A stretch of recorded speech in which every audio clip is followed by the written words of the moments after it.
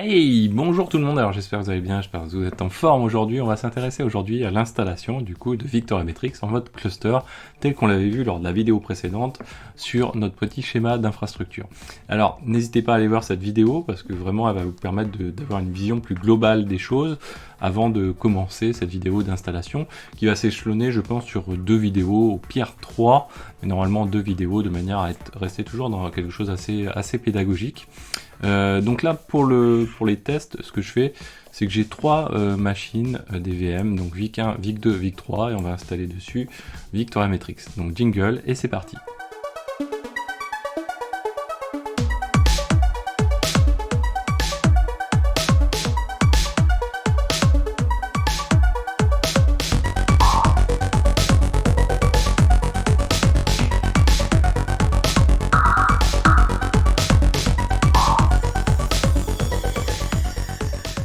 Alors avant de commencer, du coup on revient sur notre fameux schéma. Donc nous on va se situer uniquement sur les 3 machines qu'on a en dessous et on va y installer 3 binaires, donc VM Insert, VM Select et VM Storage sur chacune des machines.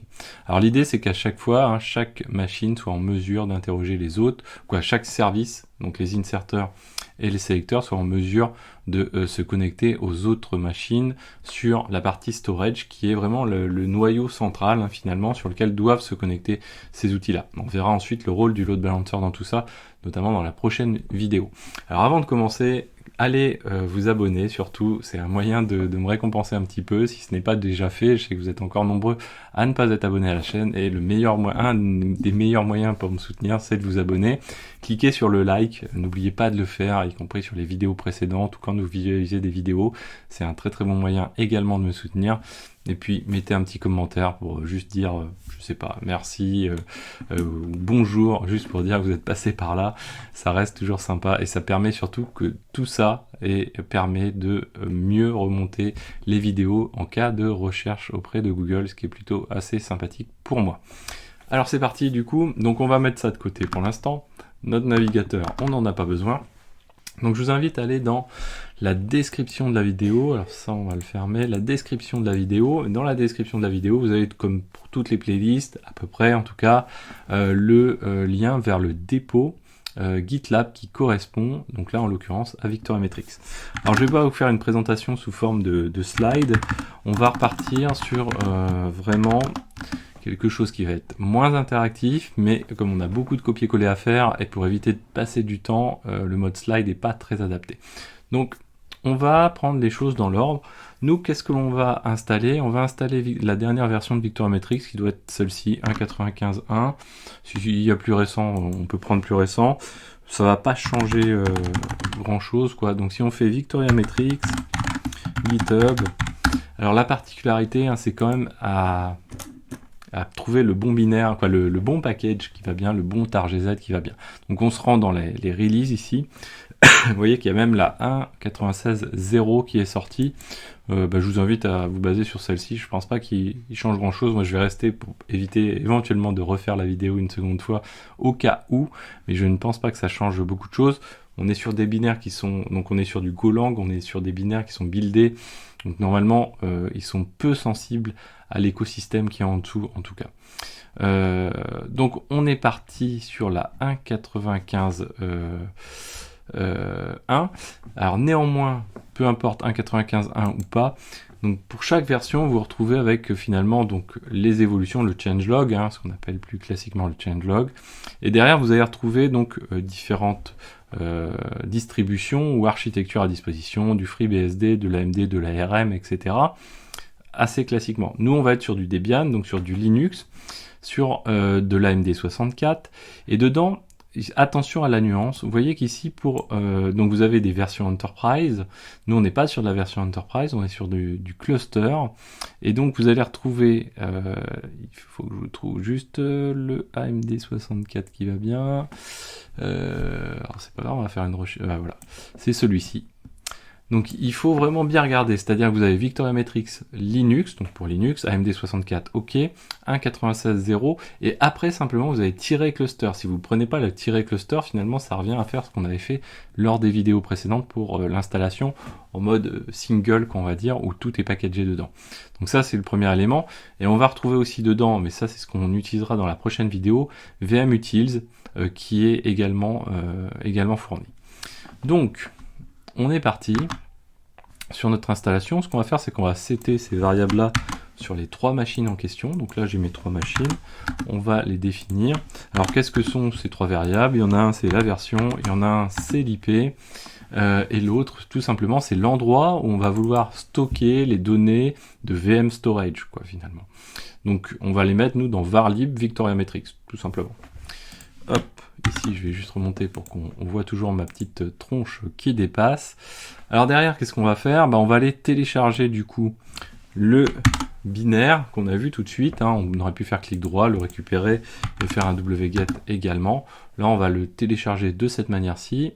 Alors, on est wget qq. Je me disais pourquoi on voit rien qui s'affiche, mais c'est tout à fait normal. Voilà, on est vraiment en mode silence, on va dire maximum.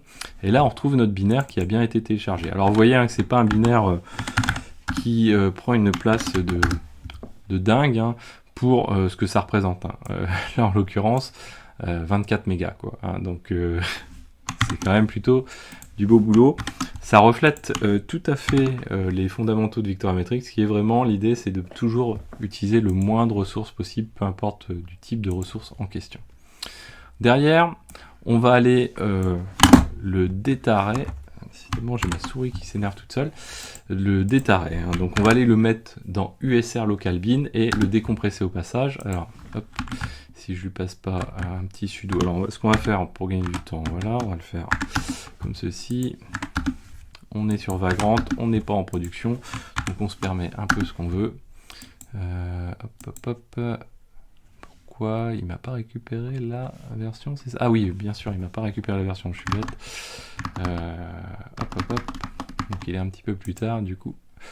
Je suis un chouille fatigué. Voilà, on va lui recharger quand même l'ensemble des variables ici. Hop, comme ceci. Et on va aller les remettre tout simplement pour notre user root parce qu'on n'a pas conservé les variables. Donc, on recommence notre tar. Voilà, on va aller mettre les éléments là où il faut. On va aller vérifier ce qui a été positionné du coup dans USR local bin. Hop. Et donc, on va aller aussi mettre un petit coup de chmod plus x dans ces nouveaux fichiers qui ont été positionnés dans USR local bin. Donc on va aller checker ce qu'on a dedans, parce que les choses sont plutôt pas trop mal faites. Donc si je fais un ls-la sur USR local bin, comme ceci, eh bien on va retrouver, on va dézoomer, voilà, VM insert, VM select et VM storage. Cool, plutôt bien. Donc l'autre gros package de Victoria Matrix, c'est VM utils qui lui embarque différents outils qui sont utiles dans notre dans le mode cluster notamment. On verra, il y a même des outils qu'on n'utilisera pas, mais qui sont bons plutôt à connaître. Alors on va continuer à dérouler. Maintenant ce qu'on va faire, c'est qu'on va aller créer le groupe Victoria Matrix. On va créer un utilisateur no login système qui va se nommer Victoria Matrix et on va l'associer à ce groupe. Et on va créer le répertoire varlib Victoria Matrix pour stocker les éléments sur lequel on va donner les droits tout simplement à notre utilisateur Victoria Matrix, tout simplement. Voilà, donc c'est parti, comme ceci. Voilà. Alors une fois qu'on a fait ça, maintenant on est prêt à passer finalement aux choses les presque plus simples, qui ne sont pas les plus simples en tout cas. Il faut vraiment veiller à bien mettre les choses en œuvre. Première chose, on va installer le service systemd de VM insert. Alors ce qui est important, c'est la ligne de commande vraiment à chaque fois, bien checker qu'est-ce qu'on connecte à quoi, puisque comme vous avez vu, c'est là où on va retrouver toutes les flèches. Victoria Matrix utilise les concepts de 12 factor où on retrouve donc le passage par des flags, donc ces fameux tirer quelque chose égal, donc les paramètres qui permettent de le configurer. Donc on n'a pas de configuration à partir de fichiers. Donc un VM insert, lui, bien sûr, son but, ça va être d'écrire dans un storage. Donc on va lui dire où est-ce qu'il va pouvoir se connecter finalement au VM storage qu'on va installer. Nous, les VM storage, il y a celui qui est local, mais il y a celui qui est sur les autres machines. Ce qu'on va faire, c'est qu'on va considérer toutes les machines avec la même valeur, y compris celle qui est locale. Donc du coup, on va lui dire, ok, il y a VIC 1, VIC 2, VIC 3, et le port, c'est 8400 pour VM storage. Ensuite, on va préciser le replication factor. Moi, je pars sur un replication, on a 3 machines, on va partir sur un replication factor de 2, ce qui nous suffit dans notre cas de figure. Là, c'est vraiment à vous de voir un petit peu les conditions. Et puis en fait, on va avoir un port d'écoute de, bien sûr, notre VM insert, qui lui va récupérer les informations d'un VM agent, d'autres outils éventuellement.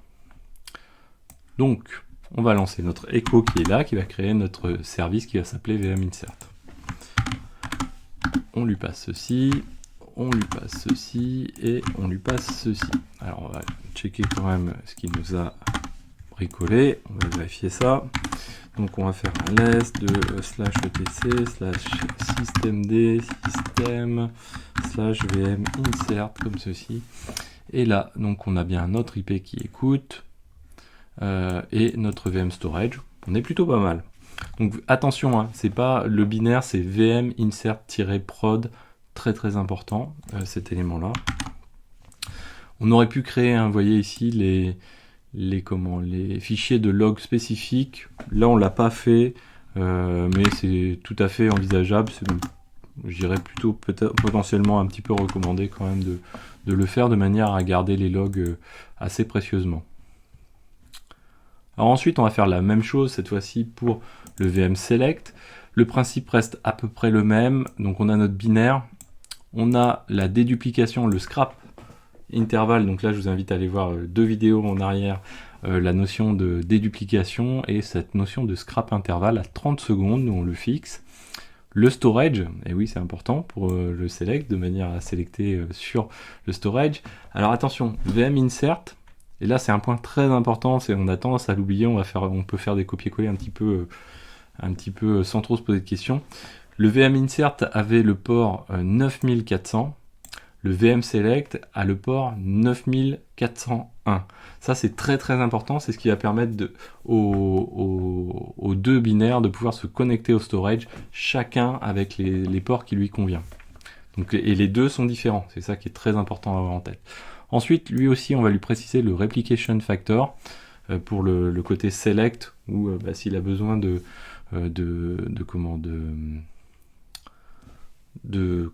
dédupliquer les choses, bien, ça va l'aider.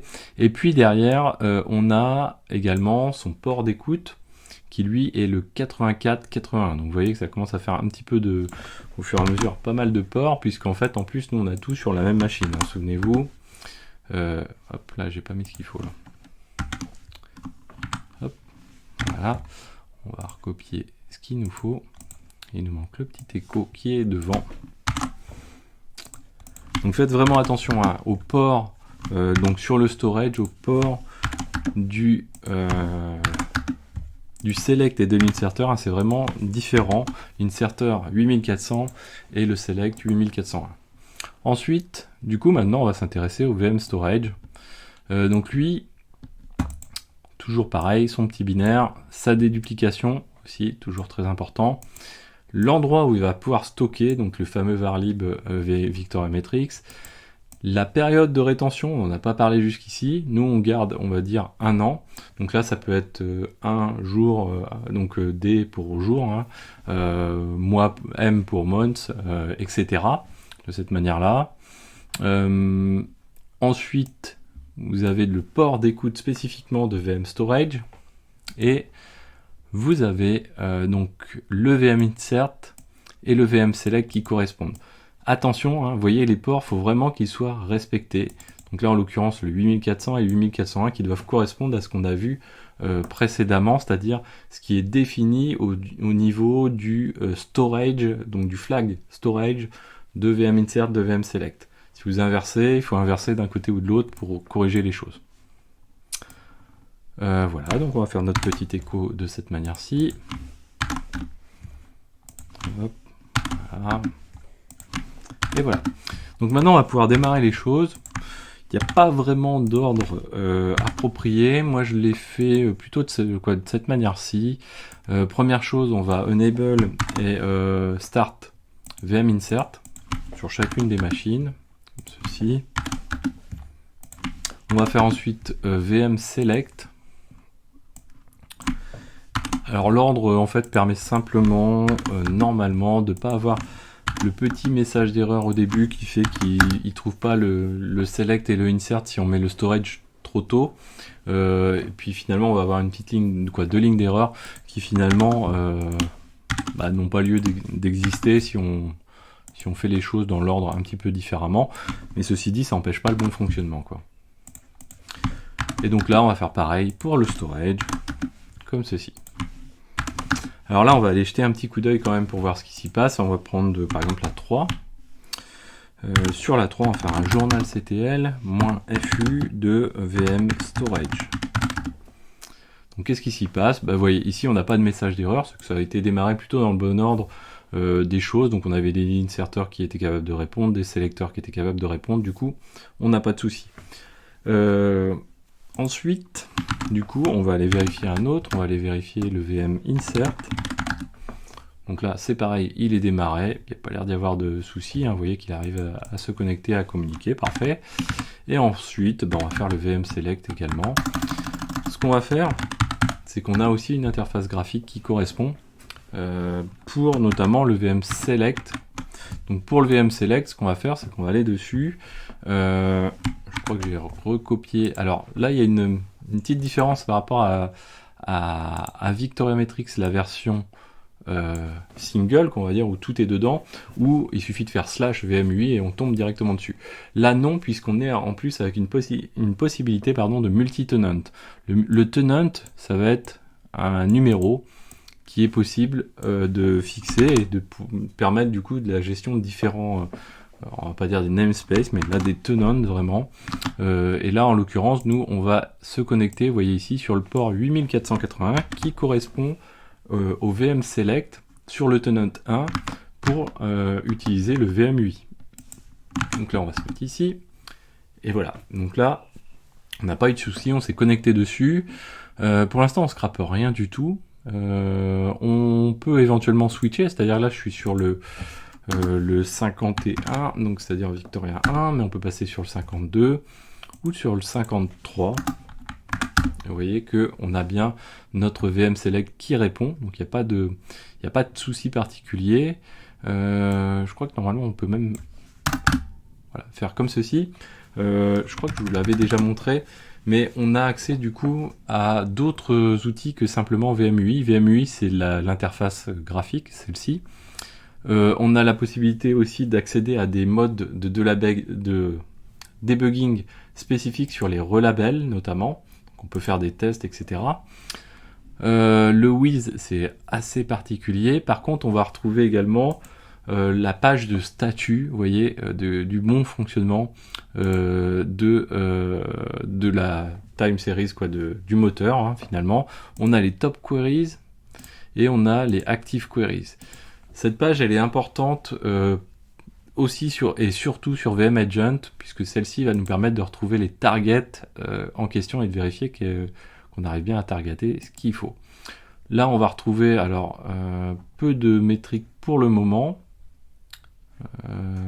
Peu de métriques pour le moment, pour l'instant, puisqu'en plus, on n'a pas le mode, si on vous souveniez, lors de la vidéo d'installation du mode single, on avait pu utiliser, donc notamment faire remonter les propres métriques lui-même de Victoriametrix. Là, on n'a pas ce mode-là aussi simplifié, en tout cas. Là, il faut vraiment aller mettre en place un exporteur pour récupérer l'ensemble des éléments.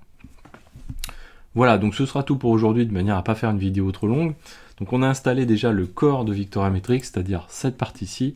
Lors de la prochaine vidéo, on va installer les deux VM Agent devant, avec VM Agent, VM Auth. On va voir un petit peu, c'est un petit peu plus particulier que ce qu'on vient de faire aujourd'hui, qui finalement est assez simplifié.